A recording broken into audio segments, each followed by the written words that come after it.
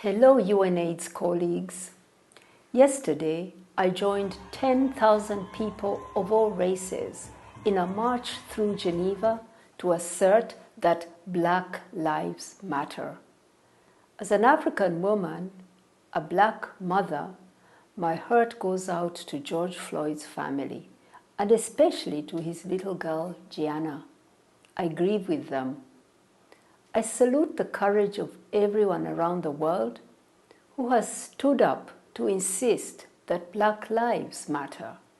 And I pay special tribute to young people who are leading movements against racism around the world.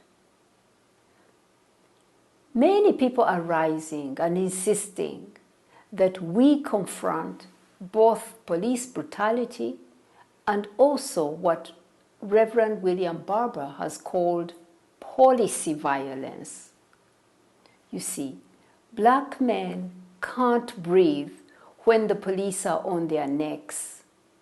And Black people can't breathe when they are denied health care, when they are pushed into the lowest paid, most vulnerable, and most dangerous jobs, when they are denied a quality education, or treated as dangerous when just walking in the streets.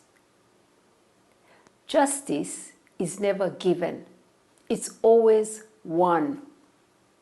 As the late Martin Luther King told us, change does not roll in on the wheels of inevitability, but comes through continuous struggle.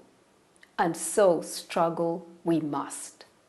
As a representative of the global movement for people affected by HIV and AIDS, powered by grassroots activism, I want people of African descent, Black people everywhere, to know that you have our solidarity.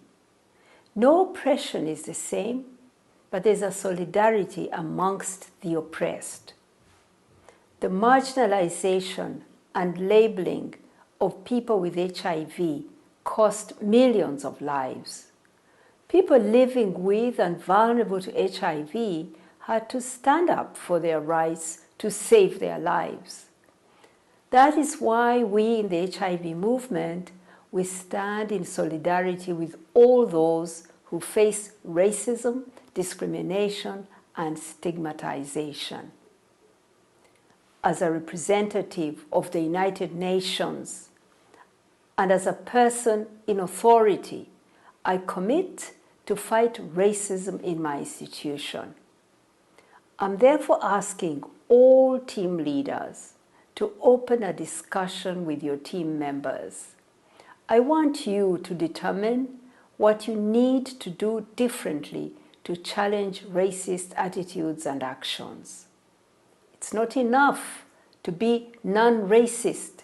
We must be anti-racist.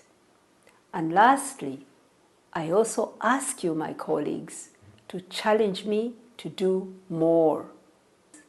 Let us walk our talk.